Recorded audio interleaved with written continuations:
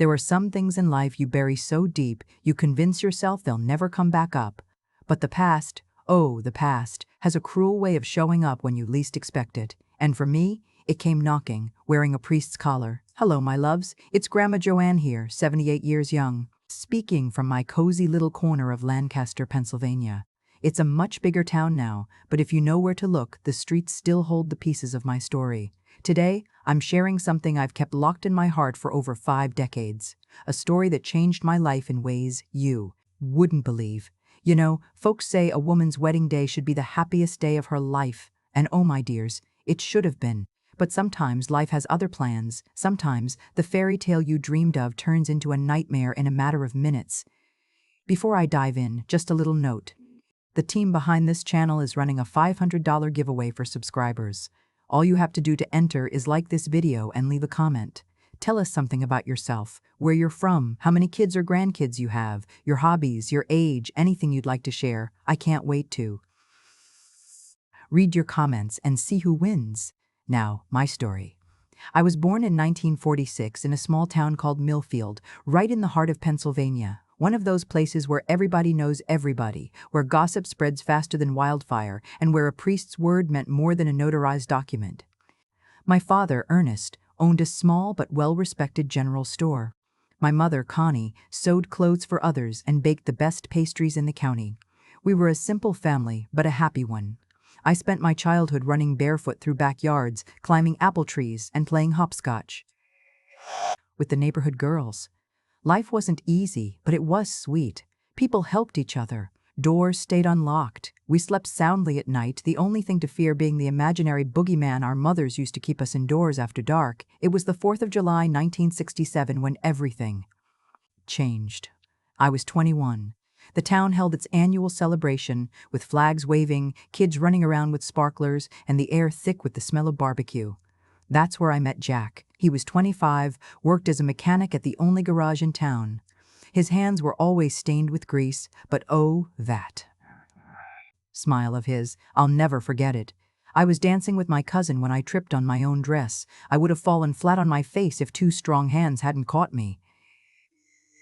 "Careful, miss. Uncle Sam wouldn't want a pretty girl getting hurt at his party," Jack said with a grin that made my heart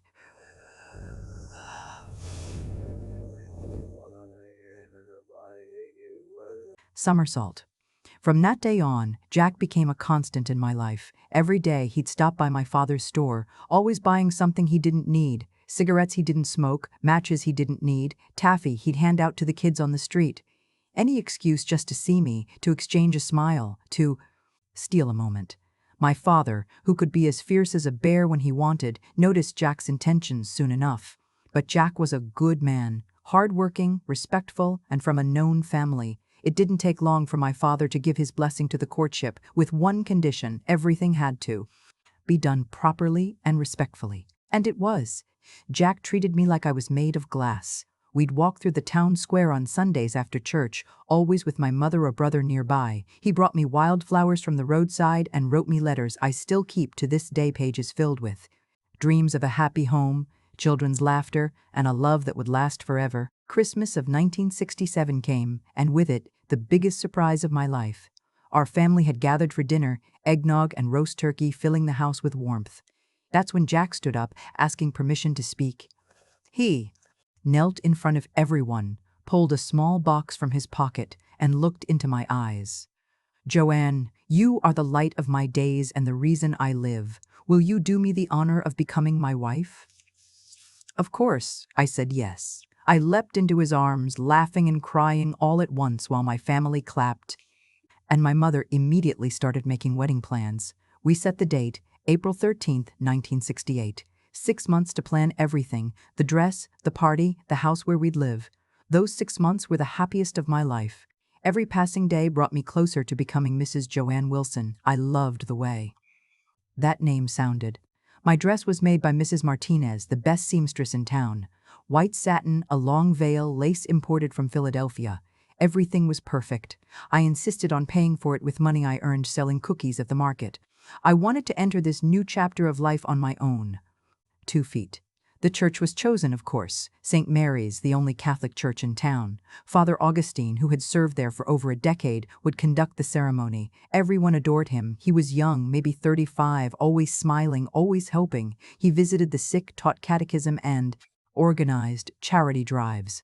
Father Augustine is a saint, my mother used to say, but how little we truly know people. The week of the wedding, the whole town buzzed with excitement. The general store owner's daughter marrying the best mechanic in the county. It was the event of the year. Women baked pastries. Men decorated the church. Kids rehearsed throwing rose petals. The day before the wedding, April 12th, I went to church for confession as tradition dictated. Every bride needed to confess before marriage to enter the sacrament with a clean soul. Father Augustine welcomed me with a warm smile and led me to the confessional. "Nervous, my child?" he asked. "A little, Father, but more excited than nervous. I can't wait to start my life with Jack." "That's natural. Marriage is sacred. I'm sure you'll be very happy." I confessed my little sins, a small lie here, a bit of gossip there, an impure thought or two. He gave me absolution and wished me happiness. I left the church feeling light as air, ready for the next day. But if only I had known what was coming.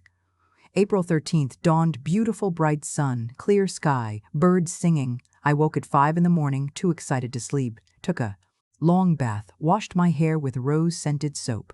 By 7, friends had arrived to help me get ready. The house filled with laughter, advice for the wedding night that made me blush, and my mother crying every 5 minutes. My father kept pretending he had something in his eye. The ceremony was set for 4 p.m. At noon, final preparations began. The dress was fastened with loving care. The veil was secured with pins my grandmother had used at her own wedding. My bouquet of wildflowers completed the look.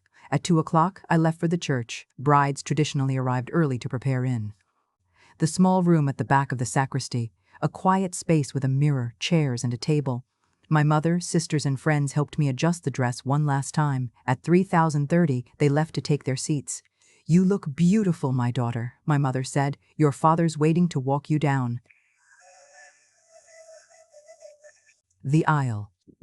Alone now, I gazed into the mirror, barely believing that in half an hour I would be a married woman. That's when I heard a knock. "Come in," I said, expecting one of the girls. But it wasn't. It was Father Augustine. "Good afternoon, Joanne," he said, stepping inside and closing the door behind him. "I just wanted to check if you need anything before the ceremony." "Everything's great, Father. Thank you." He walked over, picked up the water pitcher. "You must be nervous. Would you like some water? It will help." I was thirsty, nerves parching my throat. "Yes, please. Thank you." He poured the water and handed it to me. It tasted bitter, but I figured it was just nerves. Minutes later, everything changed. A strange dizziness, weak legs, blurry vision. "Father, what's happening?" I whispered. He didn't answer, just watched me with an expression that turned my blood cold. I tried to scream, but no sound came. My body wouldn't obey me. The last thing I saw before blacking out was his face, his once saintly smile now twisted into something monstrous. Then, only darkness. When I finally started to wake, the first thing I felt was pain, deep, sharp, unfamiliar pain. Pain. In places no one had ever touched. I tried to open my eyes. Everything was blurry. Tried to move, but my body screamed in agony with every effort. Between my legs I felt something warm, sticky. Blood. A lot of it. Memories came in flashes. The priest, the water, the dizziness. But what happened? After that, I didn't need anyone to explain it to me. My torn dress, the marks on my body, bruises, bites, scratches. My undergarments were gone. I had been violated. Brutally, I tried to scream. Nothing but a weak moan escaped. I tried to stand, but my legs refused to move. I lay there on the cold floor, bleeding, crying, praying that somehow this was all just a nightmare. That's how my mother found me. It was already past 4,000. The wedding was delayed, everyone worried. She came looking for me and opened the door to that little room and walked straight into horror. The daughter she had sent off that morning, glowing with joy, was now a crumpled, bloodied figure on the floor. Her scream echoed through the church, a sound of pure anguish, of a mother witnessing her worst nightmare. Within moments, the room filled with people. My father, my sisters, Jack. Oh, Jack. The look on his face when he saw me, it was as if his soul had been ripped apart. He dropped to his knees beside me, trying to shield me with his jacket, his hands trembling. "Who did this? WHO did this to her," he shouted, desperate for answers. But I couldn't speak. My tongue was heavy, my mind clouded. The drug was still coursing through me, mixed with trauma and shame. I could only cry, curling into myself, wishing I could disappear. They rushed me to the hospital. Dr. Jerome, the town's only physician, examined me. There's no doubt, he told my father, not realizing I could hear him. She's been raped. Repeatedly. And there are traces of a sedative in her system. The news spread like wildfire. Ernest's daughter, Jack's bride, attacked in the church on her own wedding day. But by whom? Jack turned into a man possessed. He scoured the town, interrogating everyone, hunting for clues, threatening vengeance. The wedding, of course, was cancelled. There was no celebration to be had after such devastation. I was carried back to my parents' home. Silent, broken, I locked myself in my room, refusing to eat, speak, or live. What was left for me? My honor was gone, my body violated. My future destroyed. In a town like Millfield, a girl with such a stain had no place in society. But the worst part? I couldn't remember. No matter how hard I tried, I couldn't see the face of the monster who did this. I remembered drinking the water, the dizziness, then nothing but pain and darkness. Who had entered that room? Who had ruined my life? The sheriff, a lazy, pot-bellied man, did little. He asked a few questions and shrugged. No witnesses, no way to know, he said casually. Could have been anyone. As if it was perfectly normal for someone to wander into a church, find an unconscious bride, and commit such an atrocity. The town was divided. Some pitied me, others whispered behind my back. Did she provoke it? Some muttered. A decent girl doesn't stay alone with a man in a closed room. As if I had chosen this. Jack stayed by my side. He said he still wanted to marry me, that nothing had changed. But I could see it in his eyes. Everything had changed. How could he touch me now, knowing what had happened? How could we build a life on ruins? One afternoon, my grandmother Josephine came to my room to brush my hair. "Child," she said softly, "do you remember who gave you the water?" "Father Augustine," I replied, confused. "And after you drank it, I got dizzy, passed out." She was silent for a moment, then whispered so softly I barely heard, "What if no one entered that room? What if the person who did this was already there?" My blood froze. No, it couldn't be. Father Augustine, a man of God. Everyone said he was a saint, but her words haunted me day and night. What if the person was already there? I tried to force the memory, but it was like grasping smoke. Jack visited me daily. He would sit with my father on the porch drinking coffee, asking about me. Sometimes I peeked through the window and saw him, head bowed, carrying his own invisible wounds. My father urged him to move on, find another girl, build a new life. But Jack would only shake his head. "Joanne is my fiancée. No matter what happened, she's the woman I love." 3 months passed in this haze. Then one night, I woke from a nightmare with a sudden flash, an overwhelming scent of incense mixed with sweat. It was the same smell I'd noticed in the confessional and in that little room before I passed out. My heart pounded. Could my grandmother have been right? Trembling, I told Jack. We spoke in the backyard, away from listening ears. When I voiced my suspicion, I watched his face shift, first disbelief, then dawning horror, then rage. "That son of a," he growled, fists clenched. "That devil in a robe. I'll kill him, Joanne. I'll tear him apart." "Jack, please, we're not even certain, and if you hurt him, they'll lock you up. What will I do without you?" He paced like a caged animal. I had never seen him like this. "So what do we do? Let him go free? Let him keep hurting others?" "We need proof," I said, "and then we'll figure out what to do." That's when our secret investigation began. Jack was smart more than folks gave him credit for. He started asking questions, subtly at first. Mrs. Sophie, who cleaned the church, recalled seeing Father Augustine leave the sacristy in a hurry just before the wedding. The altar boy, a timid 12-year-old, confessed that the priest had sent him home early that day, saying he wasn't needed. But the breakthrough came from an unexpected place. Mary, a girl who'd moved to New York, came back to visit. When she heard what had happened to me, she sought me out. "Joanne," she said hesitantly, "I need to tell you something. Before I left, the priest, he tried something with me too." My breath caught. "What do you mean, tried?" "I went to confession. He started asking strange questions about my body, my boyfriend. Then he left the confessional and touched me. I ran. I was too scared to tell anyone." Tears streamed down her face as she spoke. In that moment, I knew I wasn't the first, and I wouldn't be the last unless we acted. Jack was livid when I told him. But this time, a new look crossed his face, not just rage, but determination. "Leave it to me," he said. "I'll take care of this. Jack, promise me you won't do anything crazy. I promise. But that man won't get away with this." 2 weeks later, Jack came home with a look I hadn't seen before. He called my father for a private talk. Then they called me in. Jack spoke first. "I've found things about the priest the diocese won't want known." My father frowned. "What kind of things?" "He's been skimming money from the collections. I've got proof. He sends it to his family in Baltimore. They live far better than they should." "And how did you find this?" I asked. Jack just smiled grimly. "I have my ways. The important thing is, we have leverage." Their plan was dangerous but necessary. Confront the priest and force him to confess, or else expose the embezzlement. My father was reluctant. "It's too risky. What if he fights back?" But Jack stood firm. "With respect, sir, look at your daughter. Look at what that man did. We can't let this continue." In the end, my father agreed and insisted on going along, revolver in hand. I stayed behind, praying for their safety. They returned 2 hours later, Jack's face grim, my father pale. Jack poured himself a whiskey before speaking. He confessed, not at first. He denied everything, threatened to call the police. But when I showed him the documents, when I told him I'd take it to the bishop, he broke. My father added, voice shaking, "He admitted to drugging you, claimed the devil tempted him, blamed it all on the devil." "How convenient," Jack continued. "He's leaving town. I gave him 1 week to request a transfer. If he doesn't, I'll go public."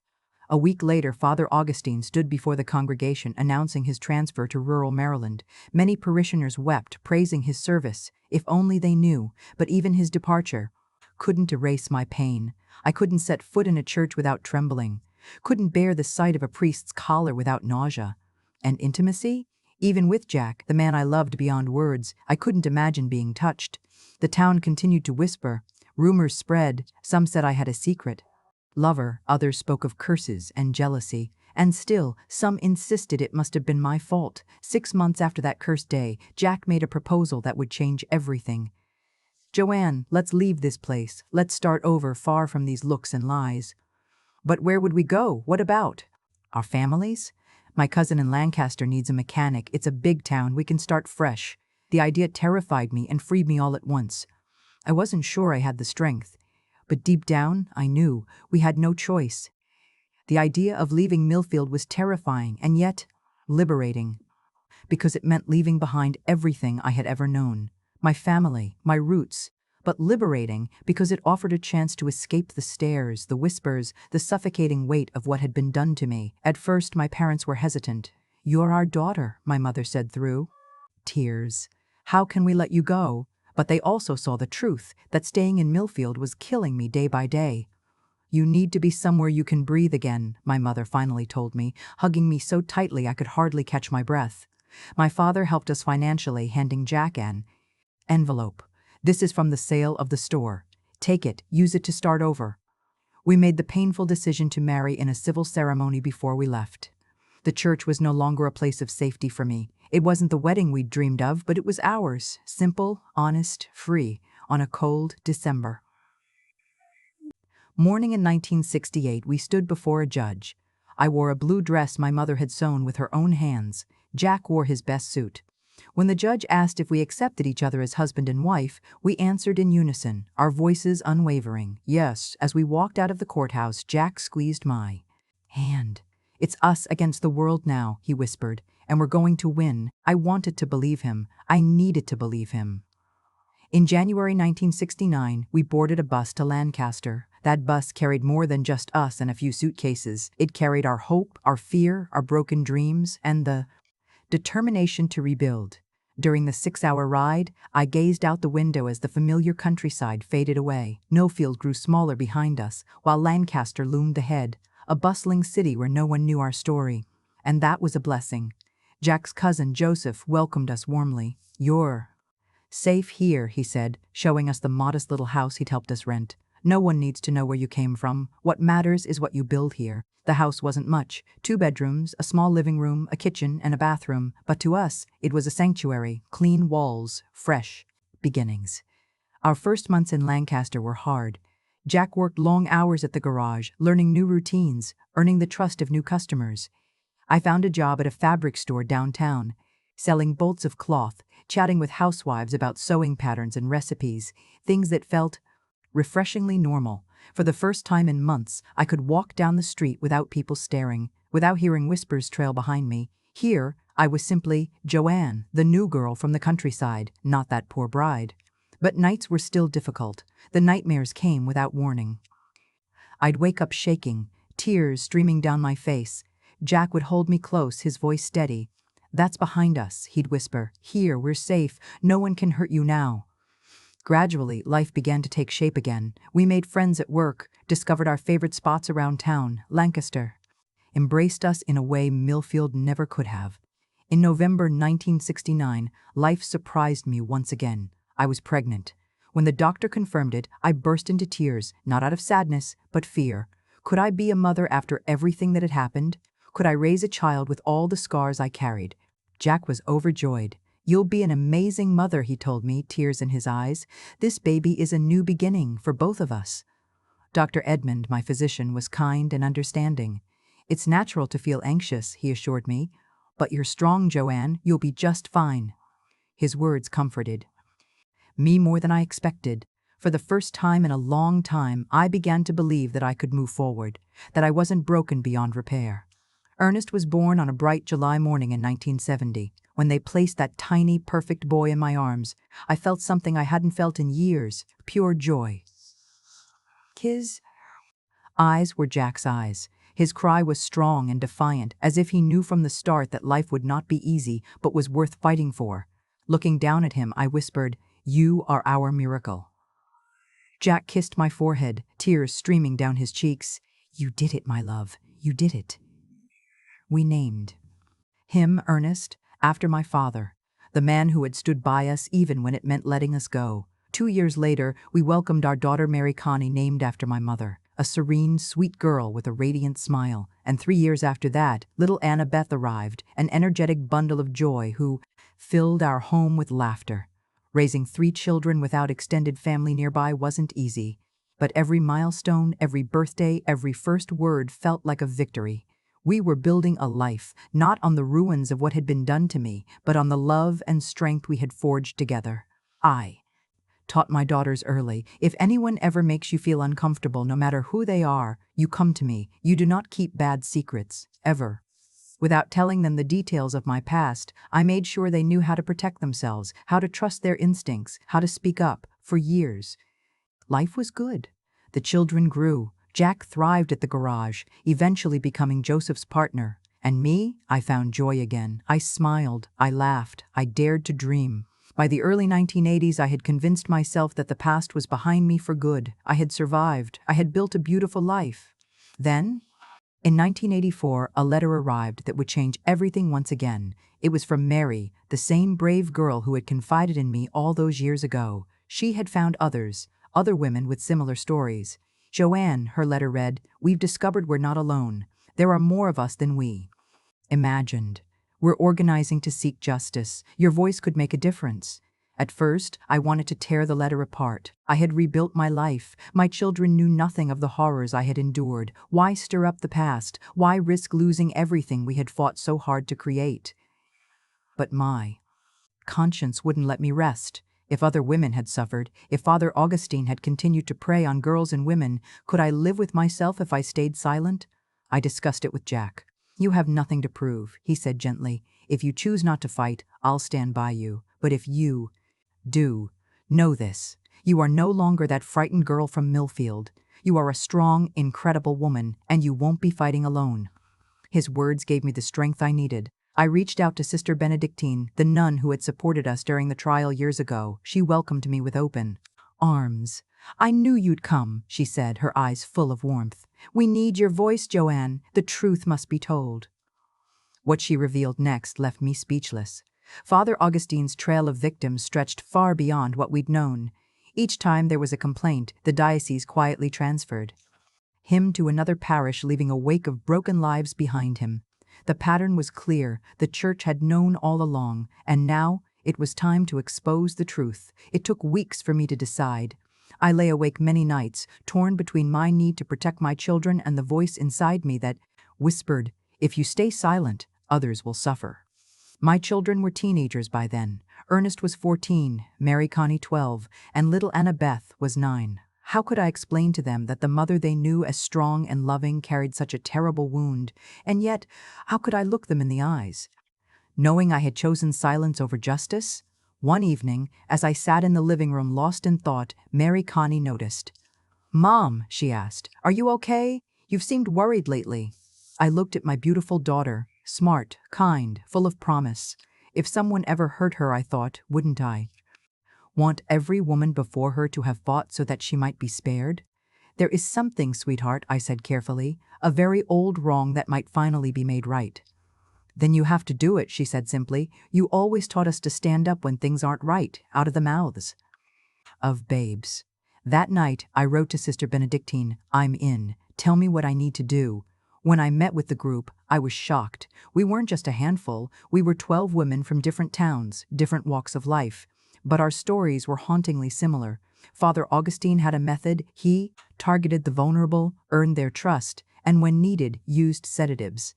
Mary Grace from Harrisburg had been 15 when he attacked her during confession. Connie from Elizabethtown had been drugged during spiritual counseling. Each story was like a knife twisting in my heart.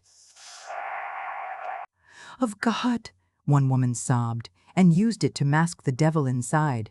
We needed proof, concrete evidence the church had known." That's when I remembered. During Jack's investigation years ago, he had found some letters from Father Augustine to the bishop, letters we hadn't thought much about at the time. Could they contain what we needed? That night, I searched through the shoebox where Jack kept old papers. At the very bottom, beneath tax documents and receipts, I found them, 3 letters. In them, Father Augustine confessed to weaknesses of the flesh and requested transfers. The dates lined up with the women's stories. When I brought the letters to Sister Benedictine, she smiled sadly. "This is gold," she whispered, "proof they knew and chose to do nothing. We hired a young lawyer, Mr. Reynolds, an idealistic man who had just opened a practice in Lancaster. When we told him our stories, his face turned pale with fury. 'This is a continuous crime,' he said, 'and the diocese is complicit.' He proposed a class action lawsuit.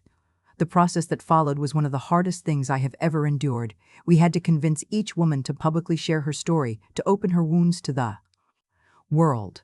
Some couldn't do it. Others, like me, knew we had no choice. In the end, 7 of us stood together, united by pain, but also by determination. When the news broke, it sent shockwaves through the state. Newspapers in Philadelphia printed our names. Reporters hounded us. The church tried to fight back, hiring lawyers, calling us liars and gold diggers. They even sent a private detective to dig through our pasts, hoping to discredit us. And then, the bombshell. Someone inside the diocese, someone with a conscience, leaked Father Augustine's diary. It was worse than we imagined. Page after page of depraved confessions. A list of 47 victims over 15 years. And there, in black and white, April 13th, 1968, "Today I sinned again. The bride was too pure, too beautiful. The devil tempted me and I gave in. May God forgive me, but it was worth it. Worth it."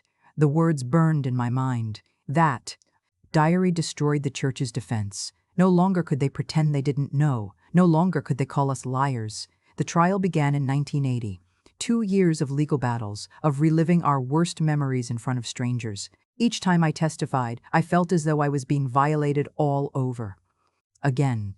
But when I looked at the other women, when I saw their courage, I found my own.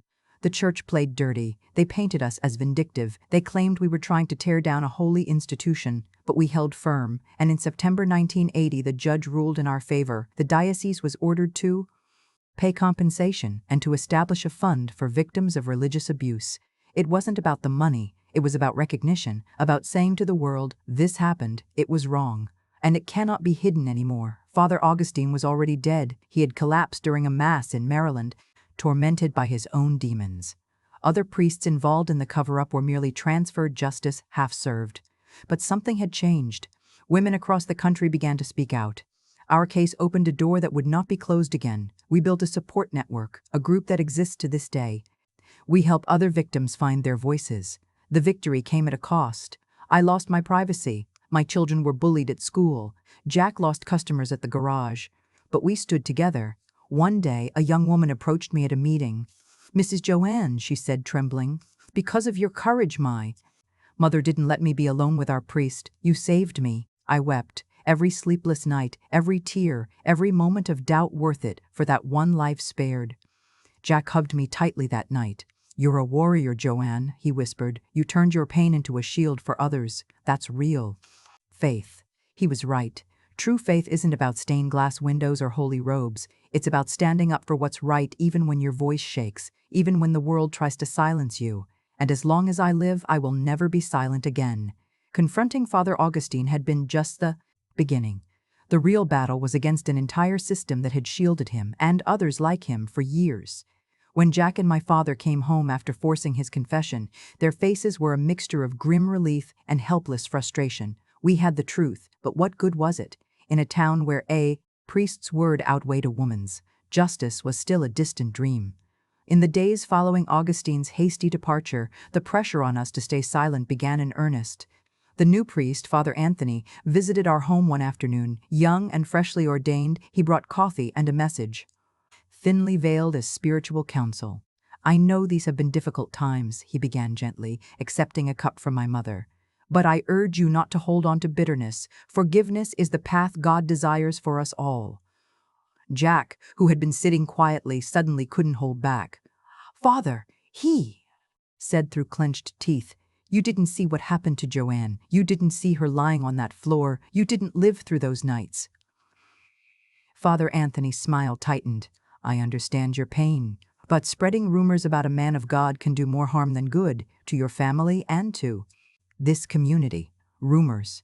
That's what they called it, as if my shattered life was mere gossip. At that moment, I saw clearly we weren't just up against individuals, but an institution determined to bury the truth. My father, ever the respectful man, spoke next, his voice low but firm. "Father, my daughter was attacked in God's house by someone trusted to protect her. If you think we will forget or remain silent, you're gravely mistaken." The priest left without achieving his goal, but the pressure only grew. He returned, sometimes accompanied by the mayor or influential women from the congregation. "Joanne is a good girl," they would tell my mother, "but she must understand that some things are better left unsaid, for her own good." How often those words were repeated, "for your own good." As if silence was meant to protect me, not the predator who had destroyed my life. Jack was consumed with frustration. The man who had promised to build a life with me was watching helplessly as the system sought to erase my pain. "It's not fair," he said one night, pacing the yard. "That man walks free, wearing the same collar, trusted by others. He could be hurting more girls right now." And I knew he was right. But what choice did I have? Filing formal charges would mean reliving the horror in front of a biased sheriff and church lawyers eager to destroy me. Then, one night, Jack proposed the unthinkable. "Let's leave," he said simply. "We don't have to stay here, taking this. We can start over somewhere else, somewhere no one knows our story." I hesitated. Wouldn't that be running away? Wouldn't that mean letting them win? "It's not running," Jack said. "It's survival. If we stay, they will crush us. Somewhere else, we can rebuild." We talked about it for weeks. My father argued we should stay and fight. We did nothing wrong, he insisted. Why should we leave? But my mother saw the truth. "She'll never have peace here," she said softly. "Every whisper, every look, it will kill her slowly. Out there, she can be Joanne again." My sisters were suffering too. "What?" "School," the other children parroted their parents' gossip. "Your sister is the one who—" They would come home in tears.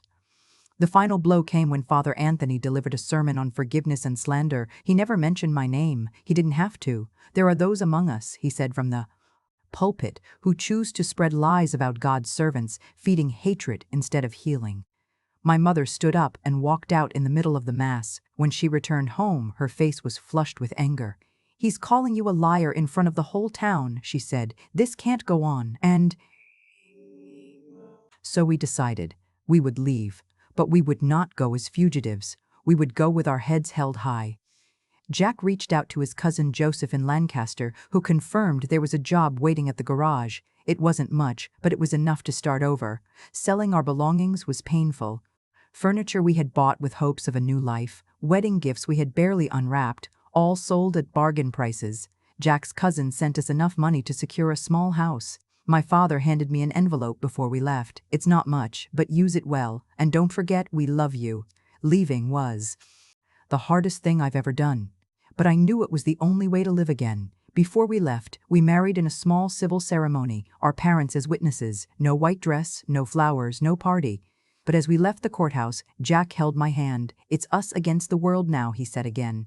And I believed him. The bus ride to Lancaster was long and silent.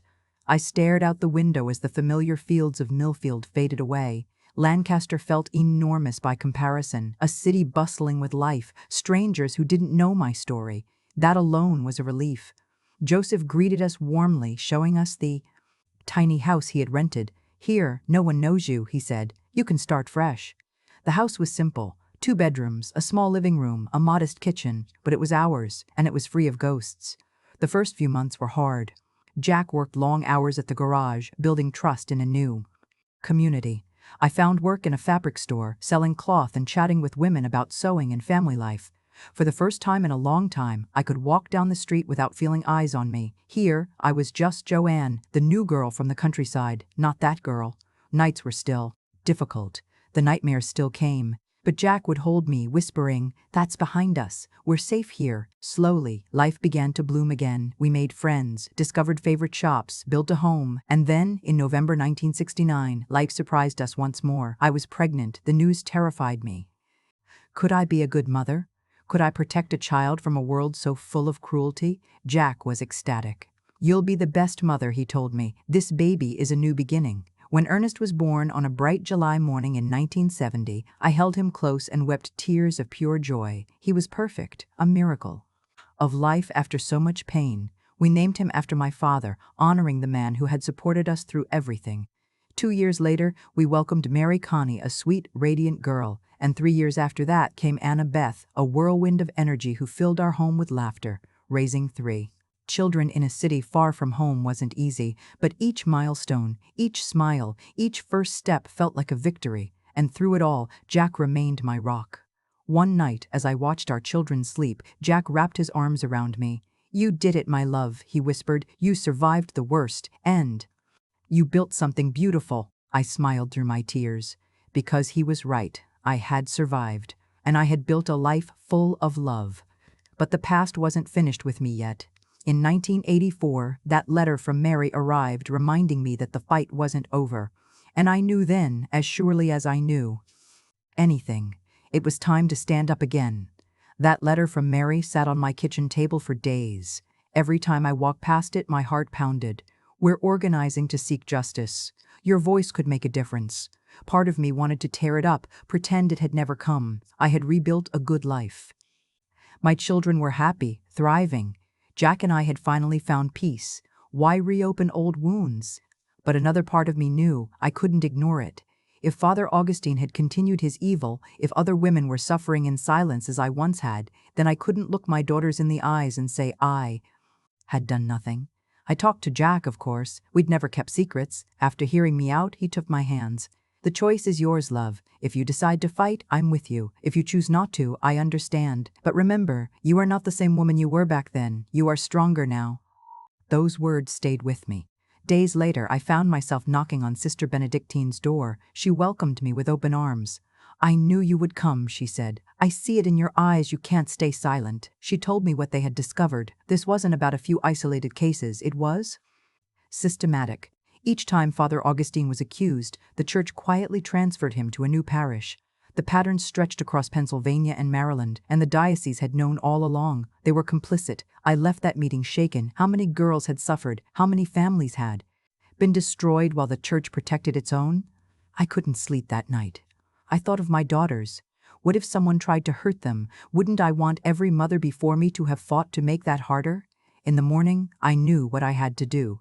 When I told my children carefully, words they could understand, they surprised me. They weren't angry, they weren't ashamed, they were proud.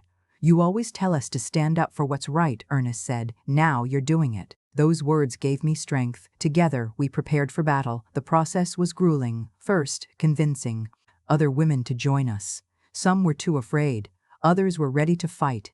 In the end, we were seven women who refused to be silenced. When the news broke, the press descended on us. Reporters camped outside our homes. Neighbors whispered. My children faced questions at school. Jack lost customers at the garage. But we stood firm. You're a warrior, Jack told me every night, and we're in this together.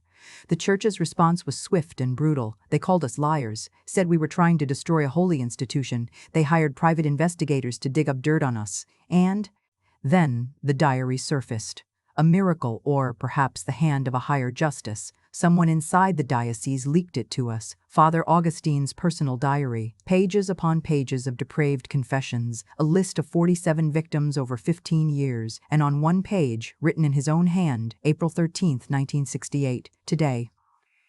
I sinned again. The bride was too pure, too beautiful. The devil tempted me and I gave in. May God forgive me, but it was worth it, worth it. Those words burned into my soul. The church could no longer deny what had happened. The trial began in 1980. Every moment in that courtroom felt like being torn open again.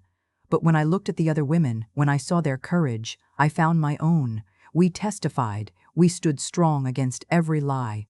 And in September 1980, the judge ruled in our favor. The diocese was ordered to compensate the victims and create a fund for survivors of religious abuse.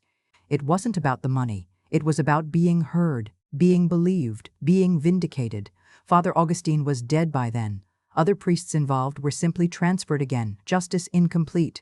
But something had changed. Other women began to speak out. We formed a support network that still exists today. And through it all, my family stood by me. One day, a young woman approached me after a meeting. Mrs. Joanne, she said softly, because of you, my mother never let me be alone with a priest. You saved me. I wept. That alone made everything worth it. Jack hugged me tight that night. You've turned your pain into a shield, he whispered. That's true strength.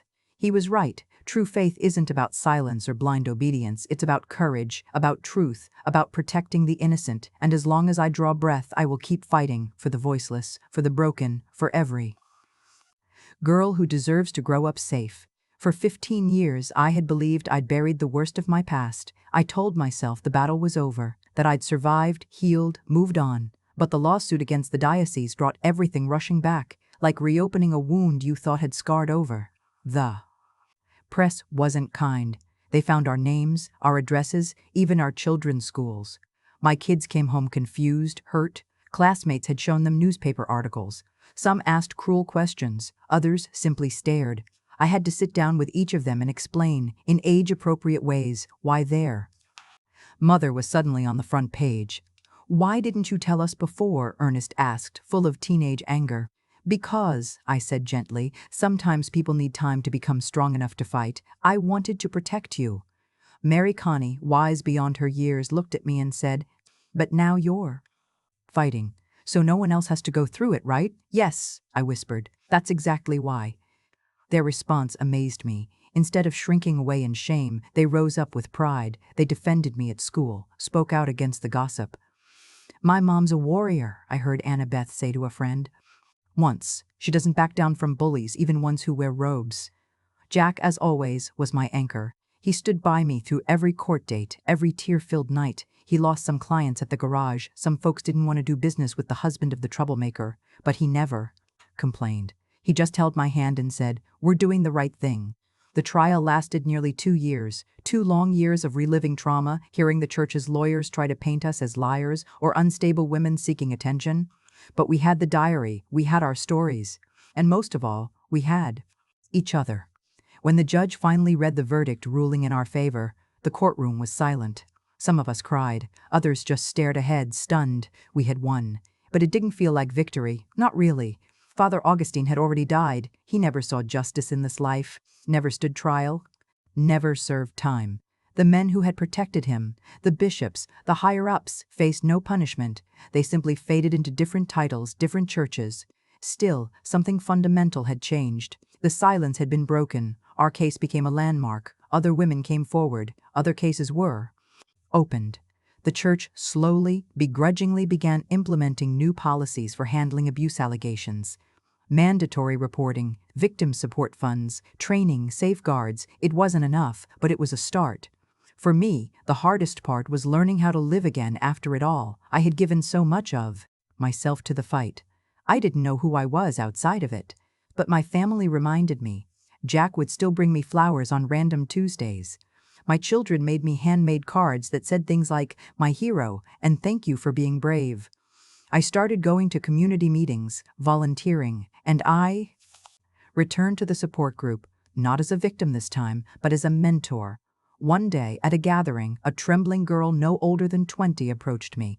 She looked like I had all those years ago, scared, fragile, trying to hold herself together. "Mrs. Joanne," she said, "your story helped me speak up. I'm not ready to tell mine yet, but knowing you did, it gave me hope." I held her hand and said, "You don't have to be ready today. Just don't let anyone take your voice forever." Moments like that, they're what made everything worthwhile, even the pain, even the fear. Because from that pain, something beautiful was born: strength, community, hope. Jack passed away 5 years ago. It was cancer, cruel and fast, 6 months from diagnosis to goodbye. In his final days, he never stopped holding my hand. "Thank you for letting me love you," he said one night, his voice barely a whisper, "for building this beautiful life with me, for showing me that love is stronger than trauma." But I was the one who should have thanked him, for staying when others would have fled, for believing in me when I didn't believe in myself, for giving me children who carry our love forward into the world. And now, when I look at my grandchildren, I see light. I see laughter where once there was silence. I see a future where no girl has to suffer alone. And I know this fight, this long, exhausting fight, wasn't in vain. Today, at 78 years old, I look back and see a life that could have ended that April afternoon in 1968. But it didn't. It was reshaped piece by piece, scar by scar, into something stronger than I ever believed possible. My children are all grown now. Ernest became a mechanic like his father, but he also earned an engineering degree and runs his own garage. Mary Connie followed a calling born from our fight. She became a lawyer who specializes in helping women who've survived violence and abuse. And my youngest, Anna Beth, is a teacher, teaching sex education and consent in schools, giving children tools I never had. I remember the day Mary Connie hugged me after one of her cases and said, "You planted that seed of justice in us, Mom. Every time I help a woman find her voice, I'm continuing your fight." That was the greatest victory I could ask for. I have 8 grandchildren now, beautiful, curious, strong-willed little souls growing up in a world that is not perfect, but better than the one I knew. A world where a woman's voice matters. A world where abuse is not hidden behind robes or power. A world where silence is no longer the only choice.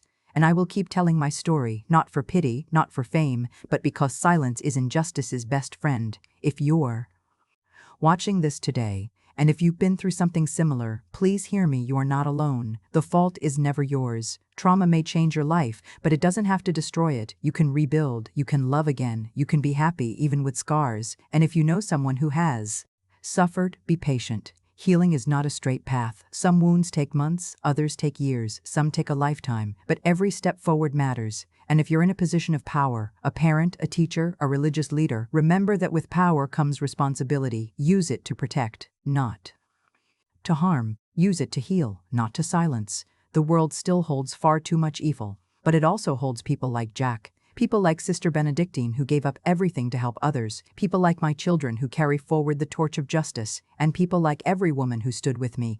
In that courtroom, we were broken once, but we rose, and we will keep rising. When Jack passed away in those final moments, he squeezed my hand and said, "You turned the worst day of your life into decades of good days for others. You won, Joanne." And in my heart, I know that's true. That priest thought he was destroying a helpless bride that day. Little did he know, he was forging a warrior whose voice would inspire other voices, a warrior whose cry would echo for generations. And from the ashes of my broken dreams, a real, powerful life was born. That, my dears, no one can ever take from me. If you've stayed with me through this story, thank you. And if you carry your own scars, know this: you are stronger than you think, braver than you believe, more loved than you can imagine. Your voice matters, your life has value, and this world still needs your light. So please, don't give up.